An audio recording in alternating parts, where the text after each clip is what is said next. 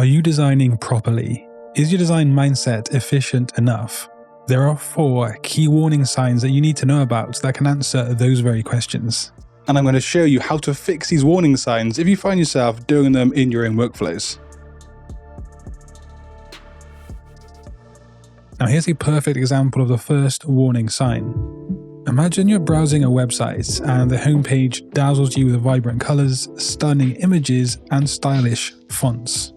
But when you try to explore further or maybe make a purchase, you're met with utter frustration. The menu is hard to find, the text is unreadable due to poor contrast, and vital information gets lost in the flashy, convoluted design. This scenario perfectly illustrates a pitfall in graphic design known as overemphasis on aesthetics over function. This occurs when designers prioritize visual appeal at the expense of usability and functionality, and it occurs in every single sector of graphic design. While eye-catching design elements can initially attract attention, they must also serve a practical purpose in guiding users through the intended experience.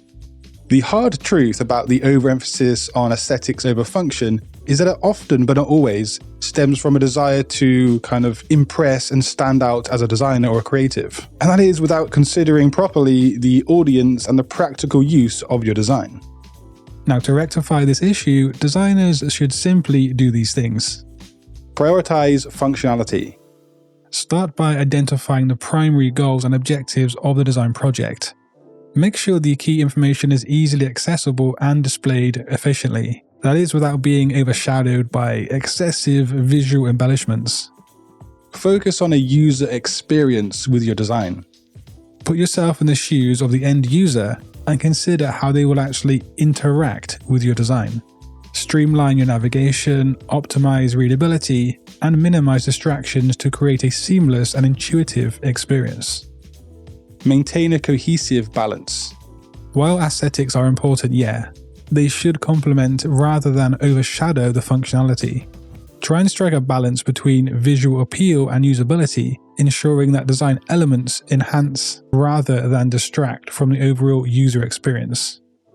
Also, make sure that your visuals do match the message, the goal, and also the vibe of your design. And no, I'm not trying to make some people out there hungry with this. Actually, this branding project perfectly illustrates just that. How to make sure every visual element you design comes back to the vibe and the message of the design.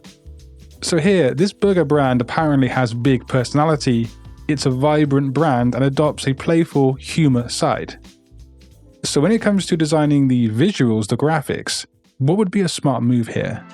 Well, we have some kind of playful icons for the brand right here, but importantly, moving below that, the designer has cleverly made sure the graphics, the colors, the typography are vibrant and loud. There's also some humorous tongue-in-cheek elements as well, and I really do love the approach on this design. Now, if you personally can notice how the designer has ensured each of the design choice in terms of the visuals match the brand's vibe and the message, then you have what it takes. You have that eye for real graphic design. If not, then just simply spend more time studying visual language theory because it is really, really important. This brand design is truly awesome though, I must admit. But hey, let's move on to the next warning sign in today's video. Warning sign number 2 goes a little something like this. So as you scroll through social media, you stumble upon posts from a brand showcasing visually striking graphics. However, you cannot shake that feeling of deja vu because these designs bear a striking resemblance to another well-known brand's visuals in the same industry. Despite different logos and products, the similarity leaves you questioning the authenticity of the content you're looking at. This warning sign is that, as a designer, you feel the need to copy elements or even whole designs from other designers. Now, why do people so often do this? The need to copy a design or design elements stems from various different factors, including a lack of confidence in one's creativity, a fear of failure, or pressure to meet unrealistic expectations. Or the harsh truth for some people is they simply don't have what it takes to be a graphic designer. But what can you do if you are falling into this trap, this warning sign? Now explore your imagination and push the boundaries of creativity. Provide yourself opportunities for brainstorming sessions, sketching exercises, and experimentation with different styles and techniques, fostering originality. Focus on the brand identity when relevant. If your client has a brand, understand the client's brand identity, the values, and the target audience. Conduct research and develop design concepts that reflect the unique personality and positioning of the brand. Seek inspiration and not replication. Try and seek inspiration from a diverse range of sources, including nature, art, architecture, and everyday life, instead of just jumping onto Behance or Pinterest. So if you're working on a design project and you've spent, countless hours and time on this project, maybe it's a logo, for example, when you actually send that to the final client, how do you feel? More importantly, how do you feel when you get some change requests, alterations, or some criticism? Do you find yourself becoming defensive, dismissing their feedback as unwarranted or invalid? Does it maybe hurt somewhere inside and make you doubt yourself as a designer? This can be known as being resistant to feedback. It occurs when designers react defensively or dismissively to critiques, and this hinders their ability to evolve and improve in their design work. Resistance to feedback can stem from the ego, insecurity, or reluctance to admit flaws. But it ultimately stifles creativity and limits professional growth, which of course isn't good. The fixes here for this issue are very, very important. Firstly, do embrace that criticism. View feedback as an opportunity for growth rather than a personal attack. Remind yourself that constructive criticism is essential for identifying blind spots, refining ideas, and ultimately producing stronger designs. Then also work to iterate and collaborate. The design process is evolutionary in nature, so try to incorporate feedback into your work, iterate on designs based on input from those involved, and view feedback as a catalyst for innovation and improvement.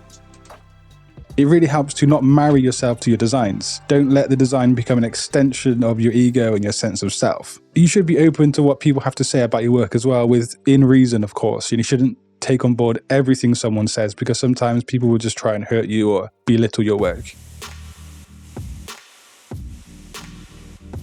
Imagine a brochure for a boutique bakery with sleek, modern elements, but a client actually wanted a warm, cozy feel that reflected their bakery's atmosphere.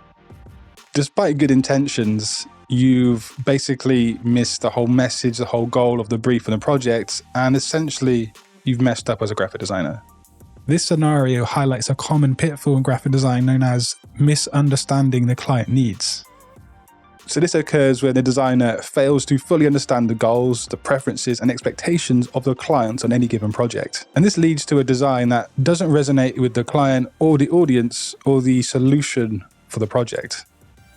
Misunderstanding client needs can stem from a lack of communication, assumptions, or a failure to conduct research and gather insights into the client's brand and the target audience.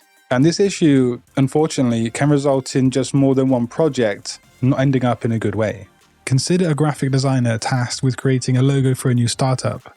Despite actually receiving a detailed brief from the client outlining their brand values, the target audience, and aesthetic preferences, the designer overlooks key elements and delivers a logo that doesn't reflect the client's identity or resonates with the target market.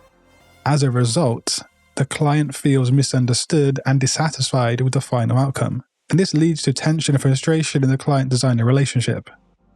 Not good at all, but here's what you can do about this kind of messy situation. Simply listen to your client and determine the main problems that you need to solve as a designer.